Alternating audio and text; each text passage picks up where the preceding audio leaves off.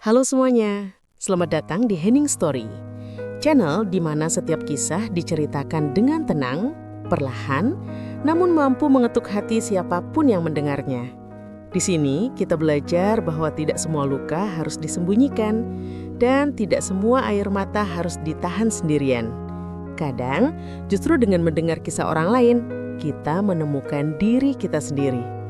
Kalau kalian suka cerita-cerita sedih, kisah hidup, drama keluarga, dan perjalanan seseorang yang mencoba bertahan di tengah rasa sakit, jangan lupa untuk like, subscribe, dan aktifkan loncengnya. Dukungan kecil dari kalian membuat channel ini tetap hidup dan terus tumbuh. Sebelum kita mulai ceritanya, seperti biasa, coba tulis di kolom komentar. Kalian mendengarkan dari kota mana dan sedang apa saat ini? Aku senang membaca komentar kalian. Rasanya seperti kita sedang duduk dalam satu ruangan yang sama. Baiklah, siapkan hati, tarik nafas perlahan, karena cerita kali ini mungkin akan menyentuh bagian terdalam dari diri kalian. Mari kita mulai. Aku kembali ke desa itu setelah 15 tahun pergi. Bukan karena rindu, bukan karena ingin bernostalgia, tapi karena satu surat pendek tanpa pengirim yang tiba di rumah kontrakanku seminggu lalu. Isinya hanya satu kalimat. Pulanglah sebelum giliranmu. Tulisan tangan, tinta hitam. Tidak ada nama, tidak ada alamat pengirim. Tapi entah kenapa, aku tahu surat itu berasal dari desa tempat aku dilahirkan. Desa yang selalu menghindari pembicaraan tentang malam, tentang sungai, dan tentang anak-anak yang hilang. Bus terakhir menurunkanku menjelang maghrib. Langit menggantung kelabu, terlalu rendah, seolah menekan atap rumah-rumah kayu yang berdiri rapat tanpa halaman. Desa itu tampak lebih sempit dari ingatanku. Atau mungkin aku yang sudah terlalu lama hidup di tempat terang. Tidak ada yang menyambutku. Orang-orang yang lewat menunduk. Beberapa berhenti bicara saat aku melintas. Seorang ibu menarik anaknya masuk rumah, mengunci pintu dari dalam. Padahal, aku belum sempat tersenyum. Aku berjalan menuju rumah peninggalan orang tuaku. Rumah itu masih berdiri, tapi tampak seperti menua 2 kali lebih cepat. Catnya terkelupas, jendelanya tertutup papan, dan di pintu depan tergantung janur kering yang sudah hitam, tanda penolak sesuatu, menurut kepercayaan lama desa ini. Saat aku menyentuh gagang pintu, angin berhenti. Benar-benar berhenti. Tidak ada suara serangga. Tidak ada daun bergesek. Sunyi yang tidak wajar. Seperti dunia menahan napas. Pintu terbuka dengan suara panjang yang membuat tengkuku merinding. Di dalam, bau tanah basah bercampur kemenyan menyergap hidungku. Padahal, rumah ini kosong bertahun-tahun. Aku menyalakan senter ponsel, menyusuri ruang tamu yang penuh debu. Di dinding, foto keluargaku masih tergantung. Ayah, ibu, dan aku waktu kecil, berdiri di depan sungai dengan senyum yang sekarang terasa salah. Di bawah foto itu, ada tulisan kapur. Yang pergi akan dipanggil. Tanganku gemetar. Aku mencoba menenangkan diri. Mungkin ini hanya ulah orang desa yang tidak suka pendatang. Tapi aku bukan pendatang. Aku lahir di sini. Aku tumbuh di sini. Dan aku ingat kenapa aku pergi. Malam itu ketika aku masih 10 tahun, seorang anak hilang. Teman sekelasku. Terakhir terlihat bermain di tepi sungai. Esok paginya, ibunya menangis di balai desa. Tapi anehnya, tidak ada pencarian besar-besaran. Tidak ada polisi, tidak ada teriakan, hanya doa, dan janur kuning di setiap rumah. Seolah-olah semua orang sudah tahu apa yang terjadi. Malam semakin turun. Aku menyalakan lampu minyak tua yang masih ada di dapur. Cahayanya membuat bayangan dinding bergerak seperti bernapas. Lalu aku mendengar suara, pelan, ritmis, cip, cip, cip. Suara air menetes dari dalam rumah. Aku mengikuti suara itu ke kamar belakang. Kamar yang dulu selalu dikunci ibu setiap malam. Pintu kamar itu sekarang terbuka sedikit. Saat aku mendorongnya, jantungku hampir berhenti. Lantai kamar itu basah, padahal tidak hujan. Tidak ada atap bocor. Air itu mengalir dari bawah ranjang membentuk jejak menuju pintu. Dan di dinding, tepat di atas ranjang itu, ada bekas telapak tangan kecil. Banyak, bertumpuk. Seolah ada anak-anak yang pernah berdiri di sana, memohon keluar. Di tengah bekas tangan itu, ada satu tulisan besar tercoret kasar. Yang kembali akan menyusul. Aku mundur tersandung, jatuh terduduk. Napasku pendek, kepalaku berdenyut. Dari luar rumah, terdengar suara kentongan dipukul sekali. Bukan tanda bahaya, tapi tanda dimulainya sesuatu. Dan saat aku menoleh ke jendela, aku melihatnya. Sosok kecil berdiri di bawah pohon. Tubuhnya basah, kepalanya menunduk, dengan suara pelan yang membuat darahku dingin. Kenapa kamu pulang? Kalau belum siap menggantikan. Aku tidak tidur malam itu. Bukan karena takut bermimpi buruk, tapi karena aku yakin jika aku terpejam, sesuatu akan datang lebih dekat. Kentongan itu hanya dipukul sekali, tapi gaungnya masih terasa di kepalaku, seperti gema yang menolak hilang. Aku duduk di ruang tengah dengan lampu minyak menyala kecil. Api bergoyang seolah ikut gelisah. Setiap sudut rumah terasa penuh mata yang mengawasi. Menjelang subuh, suara langkah terdengar di luar. Bukan satu pasang kaki, banyak, tapi semuanya ringan, tidak seperti orang dewasa. Seperti anak-anak, berjalan tanpa alas. Aku menahan nafas. Langkah-langkah itu berhenti tepat di depan rumah. Lalu terdengar bisikan serempak, pelan tapi jelas. Belum cukup satu. Aku menutup telinga. Saat aku memberanikan diri mengintip lewat celah jendela, halaman kosong. Tidak ada siapa-siapa, hanya tanah basah penuh jejak kaki kecil yang mengarah ke satu tempat. Sungai. Pagi datang dengan cepat, tapi tidak membawa rasa aman. Kabut masih menggantung rendah, menyelimuti desa seperti kain kafan. Orang-orang mulai keluar rumah, tapi tidak ada yang menyapaku. Tatapan mereka kosong, seperti sedang menghitung sesuatu di kepala. Aku memberanikan diri mendatangi balai desa. Di sana, beberapa orang tua duduk melingkar. Di tengah mereka, sesajen sudah disiapkan. Nasi putih, bunga 7 rupa, dan mainan anak-anak. Mobil kecil, boneka kain, gasing kayu. Tanganku dingin. Untuk siapa itu? Tanyaku. Tak satu pun langsung menjawab sampai seorang lelaki tua dengan mata keruh menatapku lama. Kamu akhirnya pulang, katanya. Kami kira kamu lupa. Lupa apa? Suaraku bergetar. Ia menunduk. Perjanjian. Kata itu seperti palu menghantam ingatanku. Kilasan masa kecil menyeruak. Ibu yang menangis diam-diam setiap Jumat Kliwon, ayah yang pulang dari sungai dengan pakaian basah, dan larangan keras bermain di tepi air setelah maghrib. Apa yang sebenarnya terjadi di desa ini? Desaku. Orang-orang saling pandang. Akhirnya seorang perempuan berkata lirih. Sungai itu tidak pernah memberi tanpa mengambil. Aku mengikuti mereka ke tepi sungai menjelang siang. Airnya tenang, terlalu tenang. Tidak keruh, tidak juga jernih. Seperti cermin gelap yang menunggu sesuatu jatuh ke dalamnya. Dulu, kata lelaki tua itu, desa ini hampir hilang. Panen gagal, anak-anak sakit, air mengering. Kami memohon, lanjut yang lain. Dan sungai menjawab. Dengan apa? Tanyaku, meski sudah tahu jawabannya. Dengan suara hampir tak terdengar, mereka berkata bersamaan. Anak. Dadaku sesak. Bukan dibunuh, cepat-cepat seorang ibu menambahkan, seolah itu membuatnya lebih ringan. Dipilih. Dipilih oleh siapa? Sungai. Aku mundur beberapa langkah. Kalian gila. Lelaki tua itu menatapku tajam. Dan kamu masih hidup karena dulu giliranmu dilewatkan. Dunia terasa miring. Apa maksudmu?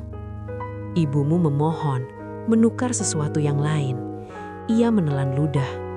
Dan sekarang, yang ditunda selalu ditagih kembali. Angin bertiup dari arah sungai. Air beriak pelan. Lalu, aku melihatnya. Di tengah sungai, sesosok kecil berdiri setengah tenggelam. Rambutnya menutupi wajah. Tubuhnya membengkak oleh air. Perlahan ia mengangkat kepala. Wajahnya mirip aku. "Ayo pulang," katanya dengan suara bergelembung. "Sudah lama kami menunggu." Teriakan pecah dari tenggorokanku. Aku mundur, tapi kakiku terasa berat, seolah tanah menahanku. Di belakangku, para warga menunduk. Tidak ada yang menghentikanku. Tidak ada yang menolongku. Karena mereka tahu, sungai itu akhirnya mengingat namaku. Aku tidak ingat bagaimana aku meninggalkan tepi sungai hari itu. Kakiku berjalan sendiri, menjauh dari air yang terus memantulkan wajah yang bukan wajahku sepenuhnya. Yang kuingat hanya satu hal, para warga tidak ada satupun yang menahanku. Seolah-olah aku memang sedang diantar. Aku kembali ke rumah dengan kepala berdenyut. Pintu tertutup sendiri saat aku masuk, diseret angin yang tidak kurasakan di kulit. Rumah itu kembali sunyi, tapi kini sunyi yang menunggu, bukan sunyi kosong. Aku mencari barang-barang ibu. Laci demi laci kubuka. Lemari tua yang selalu terkunci kini mudah dibuka, seakan menungguku. Di bagian paling bawah, aku menemukan kotak kayu kecil yang dulu dilarang keras untuk kusentuh. Tanganku gemetar saat membukanya. Di dalamnya ada kain putih kecoklatan, berbau tanah dan sungai. Ada potongan rambut panjang yang diikat tali hitam. Dan di bawahnya, sebuah buku catatan lusuh dengan tulisan tangan ibu. Aku duduk di lantai, nafasku pendek. Kubuka halaman pertama. Jika kamu membaca ini, berarti sungai sudah memanggil lagi. Air mataku jatuh ke halaman. Ibu menulis tentang tahun-tahun sebelum aku lahir, tentang desa yang nyaris mati, tentang anak-anak yang jatuh sakit tanpa sebab, tentang suara tangisan yang terdengar dari sungai setiap Jumat Kliwon, dan tentang perjanjian. Sungai bukan makhluk jahat, tulisnya. Ia hanya lapar, dan desa ini memberinya makan. Setiap 5 tahun, satu anak dipilih, bukan oleh warga, bukan oleh orang tua, tapi oleh tanda-tanda, mimpi basah, suara panggilan, bekas tangan di dinding. Saat aku berusia 9 tahun, tanda-tanda itu muncul padaku. Aku berhenti membaca, dadaku sesak. Ibu tahu, ayah tahu, seluruh desa tahu. Aku tidak sanggup, tulis ibu. Aku tidak bisa menyerahkan anakku sendiri. Malam itu ibu pergi ke sungai sendirian, membawa rambutnya, membawa darahnya, membawa janjinya sendiri. Aku menukar diriku yang lain, tulisnya. Jika sungai ingin anak, biarlah ia mengambil ingatanku tentang anakku. Tanganku gemetar hebat. Ibu meminta agar aku dilupakan. Bukan mati, bukan diambil, tapi dihapus dari hidupnya. Itu sebabnya, tahun-tahun terakhir sebelum aku pergi dari desa, ibu menjadi asing. Tatapannya kosong, ia sering memanggilku dengan nama lain. Kadang menangis saat melihatku, seolah aku orang yang dikenalnya dari mimpi buruk. Ia melindungiku dengan cara paling menyakitkan. Aku menutup buku itu sambil terisak. Tiba-tiba terdengar suara gesekan dari kamar belakang. Aku berdiri perlahan, membawa senter. Pintu kamar itu kini terbuka lebar. Air masih mengalir dari bawah ranjang, lebih banyak dari sebelumnya. Dan di lantai ada jejak kaki basah menuju lemari. Saat kubuka, aku menjerit tertahan. Di dalam lemari berdiri bayanganku sendiri. Rambutnya basah, bajunya seperti kain kafan, matanya hitam pekat tanpa putih. "Aku lelah menunggu," katanya, dengan suara yang persis suaraku. Ibumu menipu, dan semua utang harus dilunasi. Apa maumu? Suaraku pecah. Ia tersenyum. Satu ingatan ditukar nyawa, tapi sekarang sungai ingin keseimbangan. Lampu minyak padam. Dalam gelap, suara air semakin keras, dan bisikan itu kembali, tepat di telingaku. Besok malam, kami menjemput. Desa berubah menjelang malam, seolah bernapas dengan cara yang berbeda. Pintu-pintu rumah ditutup lebih awal, jendela dipalang, tidak ada suara radio, tidak ada anak bermain. Bahkan anjing-anjing yang biasanya menggonggong memilih diam. Aku tahu, malam ini bukan malam biasa. Sejak sore, warga sudah sibuk. Mereka tidak lagi menghindariku. Mereka juga tidak menatapku dengan benci. Yang kulihat hanyalah wajah-wajah pasrah, seperti orang yang sudah terlalu lama hidup dengan dosa yang diwariskan. Aku dipanggil ke balai desa saat matahari tenggelam. Tidak ada undangan tertulis, tidak ada utusan. Kakiku melangkah sendiri, seolah jalanan desa sudah hafal kemana aku harus pergi. Di balai desa, tikar pandan dibentangkan. Di tengah ruangan, sesajen disusun lebih lengkap dari sebelumnya. Nasi tumpeng kecil, ayam hitam, kendi air sungai, dan yang membuat dadaku mencelos, baju anak-anak. Lusuh, basah, beberapa masih ada bercak lumpur. "Itu milik siapa?" tanyaku. Tidak ada jawaban. Lelaki tua itu berdiri. "Malam ini sungai meminta kejelasan." "Kejelasan apa?" Suaraku meninggi. "Pilihanmu," katanya pelan. Aku tertawa pahit. "Kalian bilang ini pilihan, tapi desa sudah mengunci semua pintu. Apa yang bisa kupilih?" Ia tidak membantah. Aku diberi waktu sampai tengah malam. Warga bubar satu persatu, meninggalkanku sendirian di balai desa bersama sesajen dan bau kemenyan yang menusuk kepala. Aku duduk memeluk lutut. Pikiranku berputar liar. Ibu, ingatan yang ditukar, bayanganku di lemari, sungai yang lapar. Lalu aku mendengar langkah kaki kecil, pelan, rapi, mengelilingi balai desa.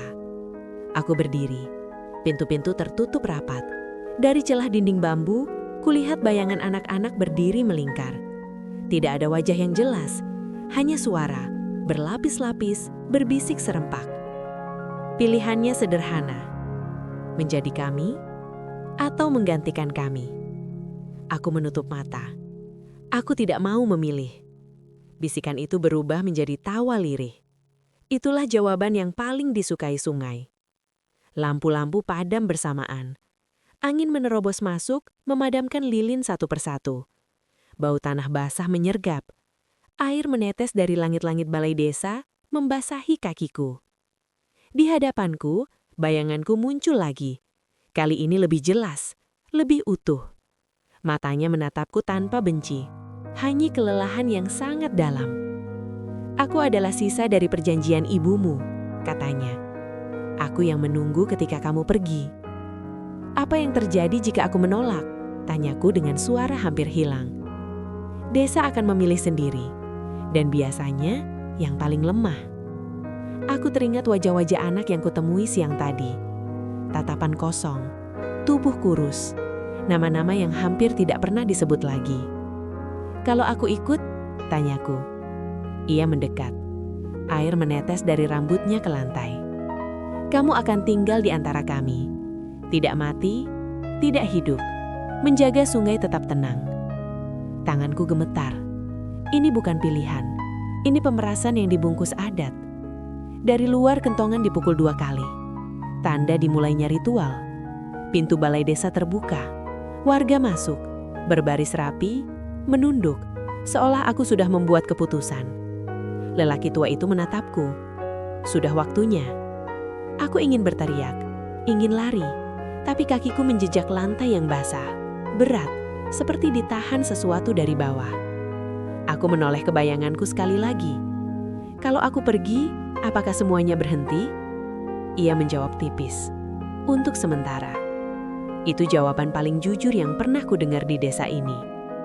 Kentongan dipukul ketiga kali, dan aku melangkah keluar balai desa, menuju sungai, dengan desa di belakangku dan sesuatu yang dingin menggenggam kakiku dari dalam tanah. Malam menelan langkahku saat aku digiring menuju sungai. Tidak ada ikatan di tanganku. Tidak ada paksaan kasar. Tapi itulah yang paling menakutkan.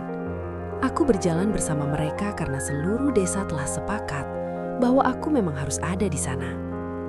Obor-obor dinyalakan. Cahayanya memantul di air sungai yang tampak lebih hitam dari biasanya. Angin membawa bau lumpur dan sesuatu yang amis, seperti besi tua bercampur darah. Kami berhenti di tepi sungai. Warga membentuk setengah lingkaran. Tidak ada doa keras, tidak ada tangisan. Hanya gumaman yang terdengar seperti hafalan lama, diwariskan tanpa pernah benar-benar dipahami. Lelaki tua itu melangkah ke depan. Sungai meminta keseimbangan, katanya. Dan malam ini, ia ingin memastikan tidak ada lagi penundaan. Aku berdiri di bibir sungai. Airnya bergerak pelan, beriak kecil, seolah sedang menunggu aku menyelesaikan kalimat yang belum terucap. Siapa saja yang sudah kalian serahkan? Tanyaku. Beberapa orang menunduk lebih dalam. Bukan hanya anak-anak desa ini, jawab lelaki tua itu akhirnya. Pendatang, orang-orang yang tersesat, mereka yang datang tanpa tahu aturan. Dadaku berdegup keras. Surat itu, ancaman samar yang memaksaku pulang. Kalian memanggil mereka, kataku lirih. Kami memberi tanda, jawabnya. Sungai yang memilih siapa yang datang. Aku melihat ke air. Bayanganku muncul lagi, berdiri tepat di permukaan, seolah air itu padat. Di sekelilingnya, sosok-sosok kecil mulai bermunculan. Anak-anak, banyak sekali. Beberapa memegang mainan, beberapa hanya berdiri diam dengan mata kosong. Ada yang menolak, kata bayanganku. Ada yang melawan, tapi sungai selalu mendapatkan bagiannya. Aku teringat berita-berita lama tentang orang hilang di desa terpencil, tentang kecelakaan yang tak pernah jelas, tentang keluarga yang pulang dengan peti tertutup. Berapa banyak? Suaraku hampir tidak keluar. Bayanganku tersenyum tipis. Cukup untuk membuat desa ini tetap berdiri. Lelaki tua itu mengangkat kendi berisi air sungai. Ia menuangkannya ke tanah. Air meresap cepat, seperti diserap sesuatu yang haus. Masih ada satu yang tertunda, katanya sambil menatapku. Dan sungai mengingatnya dengan baik. Aku menutup mata. Dalam gelap, aku melihat ibu. Rambutnya terurai, tangannya berdarah, matanya kosong saat menatapku, seolah aku adalah mimpi buruk yang ia bayar mahal untuk dilupakan. Apa yang sebenarnya sungai inginkan? Tanyaku. Keseimbangan, jawab bayanganku dan lelaki tua itu hampir bersamaan. Tapi keseimbangan versi siapa? Teriakku. Air sungai bergolak, riak kecil berubah menjadi pusaran pelan. Suara anak-anak semakin jelas, bernyanyi lirih tanpa lirik. Lelaki tua itu mendekat. Ada cara lain, katanya. Kamu tidak harus turun malam ini. Aku menoleh tajam. Katakan, kamu bisa menggantikan kami, menjadi penjaga, membawa yang datang berikutnya, mengingatkan, menuntun. Aku terdiam. Jadi, bukan hanya sungai yang jahat. Ia tidak menyangkal. Aku sadar saat itu, ritual ini bukan sekedar adat. Ini adalah sistem. Dan desa ini bertahan karena ada orang-orang yang memilih menjadi bagian dari mesin itu. Bayanganku mendekat ke tepi. Air menyentuh kakiku. Dingin, tapi tidak membuatku ingin menariknya kembali. Kalau aku menolak semuanya, tanyaku. Sosok anak itu menatapku bersamaan. Desa akan kelaparan, dan kelaparan selalu mencari yang terdekat. Aku mengerti sekarang, pilihanku bukan tentang diriku saja, tapi tentang siapa yang akan menjadi korban setelah aku. Kentongan dipukul lagi, kali ini lebih cepat, lebih keras. Dan di tengah hiruk gumam doa, aku menyadari satu hal paling mengerikan.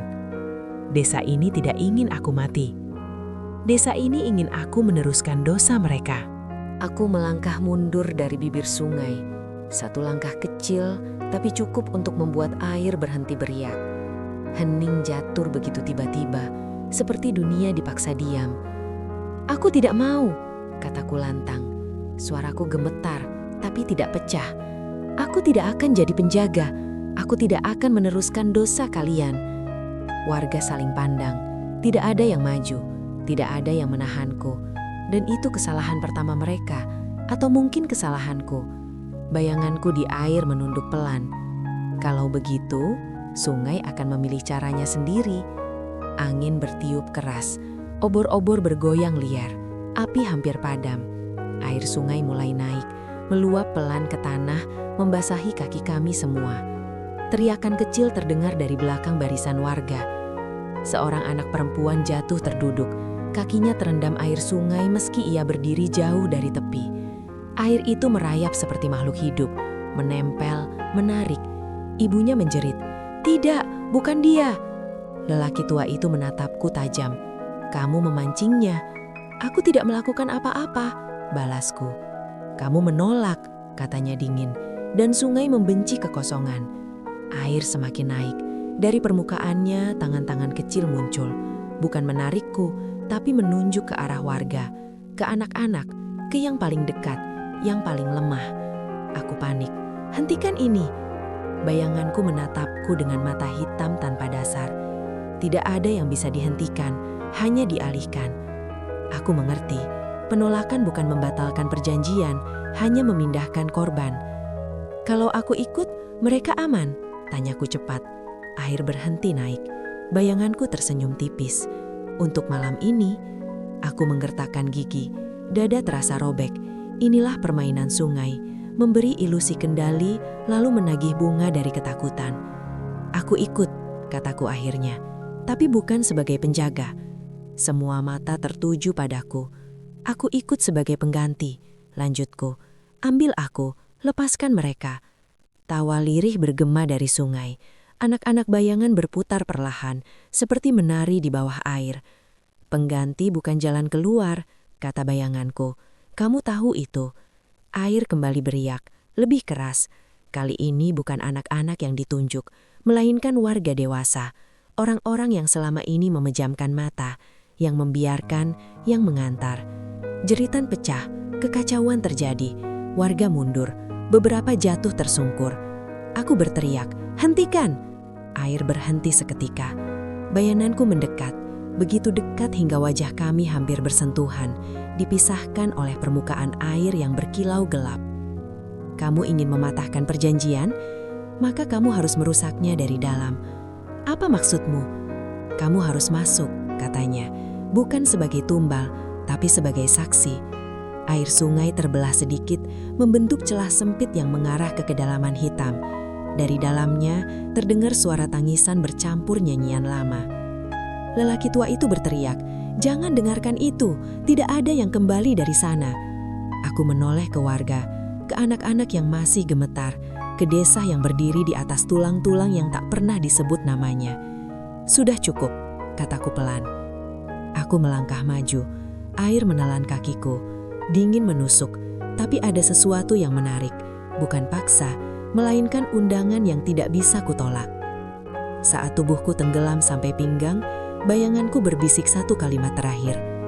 "Jika kamu masuk, kamu tidak akan pulang sebagai manusia yang sama." Aku mengangguk, karena aku tahu, aku juga tidak ingin keluar sebagai bagian dari kebohongan ini. Air menutup di atasku, dan suara desa menghilang. Aku tidak tenggelam. Air sungai menutup tubuhku. Tapi aku masih bisa bernapas, seolah paru-paruku diisi oleh dingin dan ingatan. Cahaya remang berpendar dari bawah, kehijauan, berdenyut seperti jantung yang lama sakit. Aku berdiri di dasar sungai. Di sekelilingku bukan lumpur, melainkan jalan tanah yang basah, dipenuhi jejak kaki kecil. Banyak, terlalu banyak. Jejak-jejak itu mengarah ke satu tempat, sebuah lapangan luas yang dikelilingi pohon mati. Di sanalah mereka berdiri. Anak-anak, puluhan, ratusan. Wajah mereka pucat, mata kosong. Tubuh mereka mengenakan pakaian desa dari berbagai zaman. Ada yang membawa mainan kayu, ada yang memeluk boneka kain yang sudah hancur. Dan di tengah mereka, ada aku kecil. Aku tersentak mundur. Tidak, itu tidak mungkin. Anak itu menatapku. Matanya sama persis denganku. Takut, bingung, berharap. Suaraku nyaris tidak keluar. Bayangan hitam muncul di belakangku. Bukan lagi cermin wajahku, melainkan sosok tinggi tanpa wajah. Tubuhnya seperti terbuat dari air dan bayangan. Kamu bukan yang pertama, katanya, dan hampir menjadi yang terakhir. Aku menoleh ke anak-anak. Apa yang sebenarnya terjadi di sini? Sungai membuka ingatan. Lapangan itu berubah. Aku melihat desa di masa lalu. Lebih hidup, lebih muda. Warga berkumpul. Mereka tersenyum. Mereka menyanyi. Mereka membawa anak-anak dengan alasan doa keselamatan. Aku melihat seorang ibu menangis, seorang ayah menunduk, dan seorang anak, aku kecil, digenggam erat. Kami tidak tahu, kata suara itu seolah membaca pikiranku. Atau kami berpura-pura tidak tahu. Aku melihat diriku kecil berdiri di tepi sungai. Lelaki tua, lebih muda saat itu, mengucap mantra. Air beriak, warga menahan napas. Lalu dorongan kecil. Tidak kasar, tidak terlihat jahat, tapi cukup. Anak kecil jatuh. Teriakan pecah, air menutup, dan desa selamat. Aku jatuh berlutut. Jadi, aku seharusnya mati, tanyaku dengan suara pecah. Kamu seharusnya menjadi tumbal, jawabnya. Tapi sungai tidak memilih lain. Apa maksudmu? Sosok itu menunjuk ke kerumunan anak-anak. Sungai tidak selalu mengambil yang dijanjikan. Kadang ia mengambil yang paling kuat untuk mengikat yang lain. Aku menatap diriku kecil. Anak itu berjalan mendekat. Tangannya kecil, dingin, menyentuh jariku. Kamu lolos, katanya lirih. Dan kami yang menggantikan. Air di sekelilingku bergetar. Tangisan bergema, bukan jeritan, melainkan ratapan panjang yang ditahan terlalu lama. Kenapa aku? Bisikku. Karena kamu ingat, dan karena kamu kembali. Aku menatap anak-anak satu persatu. Wajah mereka berubah, bukan marah, tapi lelah, sangat lelah. Kami tidak ingin desa hancur, kata salah satu dari mereka. Kami hanya ingin disebut saja. Aku terisak. Apa yang bisa kulakukan? Sosok itu menunduk. Perjanjian bisa dipatahkan, tapi bukan tanpa harga. Apa harganya? Kebenaran dan keberanian untuk menyeret desa ke dalamnya. Gambaran berubah. Aku melihat masa depan. Warga berteriak, desa ditinggalkan, sungai meluap, rumah-rumah runtuh. Tidak ada keselamatan yang rapi, tidak ada akhir yang manis. Atau, lanjutnya, kamu tinggal di sini. Aku terdiam. Jika kamu tinggal, katanya, desa aman, anak-anak ini tetap terikat, dan kamu menjadi penjaga yang sesungguhnya. Anak-anak menatapku, tidak memohon, tidak memaksa. Aku mengerti sekarang, ini bukan tentang tumbal, ini tentang memilih siapa yang menanggung kebohongan. Aku berdiri, dadaku sakit, tapi pikiranku jernih. Aku akan keluar. Dan aku akan bicara. Sosok itu mendekat. Mereka akan membencimu. Tidak apa-apa. Mereka akan menyebutmu pengkhianat. Tidak apa-apa. Dan sungai akan murka. Aku menatap anak-anak. Kalau aku diam, aku lebih buruk dari mereka. Air di sekelilingku mulai naik. Bukan menelan, tapi mendorong. Anak kecil, aku kecil, tersenyum tipis. Jangan lupakan kami. Aku tidak akan, kataku sambil menangis. Cahaya menyilaukan, tubuhku terasa ringan. Dan suara terakhir yang kudengar sebelum terlempar ke permukaan air adalah, kalau kamu bicara, ini akan menjadi malam terakhir sungai diam. Aku terlempar ke permukaan dengan napas tersedak. Air sungai muncrat keras, seperti memuntahkanku. Tubuhku terkapar di lumpur, gemetar, dingin, hidup. Warga mengerubungiku. Dia kembali, teriak seseorang. Dia penjaga baru, teriak yang lain. Aku bangkit tertatih. Mataku perih, tapi pikiranku tajam. Tidak ada waktu. Sungai di belakangku beriak tak wajar. Gelap, bergulung, menunggu. Aku bukan penjaga, kataku lantang. Aku saksi. Kerumunan terdiam. Aku menatap lelaki itu. Wajahnya pucat, matanya bergetar. Ia tahu, dari semua orang, dia yang paling tahu. Puluhan tahun, lanjutku, suaraku pecah tapi tidak mundur. Kalian menyerahkan anak-anak kalian dengan nama doa, dengan nama keselamatan. Tidak benar, seseorang berteriak. Aku menunjuk sungai. Mereka ada di sana, mereka ingat. Dan malam ini, mereka menuntut disebut. Angin menderu, obor padam satu persatu. Sungai mulai meluak, airnya naik cepat, membasahi kaki warga. Seorang ibu jatuh berlutut. Anakku, yang hilang dulu. Tangis pecah, satu persatu, wajah-wajah runtuh. Kebohongan yang diwariskan turun-temurun akhirnya retak.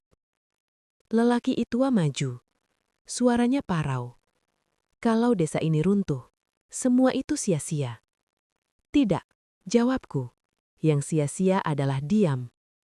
Air menghantam tepi sungai. Dari permukaannya, bayangan anak-anak muncul. Tidak menyerang, tidak menjerit. Mereka berdiri, basah, pucat, menunggu. Sebut namaku. Bisik-bisik itu terdengar. Bukan marah, menuntut pengakuan. Aku melangkah ke depan. Aku tahu namamu, kataku pada satu bayangan kecil. Lalu kusebut satu nama, lalu yang lain. Suaraku gemetar, tapi aku teruskan. Sungai mengamuk. Air menghantam rumah-rumah terdekat. Dinding roboh, warga berlari. Teriakan bercampur doa. Tidak semua selamat, dan aku tahu ini harga yang tidak bisa dihindari. Aku berdiri di tengah hujan deras, menyebut nama demi nama, sampai suaraku habis, sampai air di mataku tidak lagi bisa dibedakan dari air langit. Ketika nama terakhir terucap, sungai berhenti.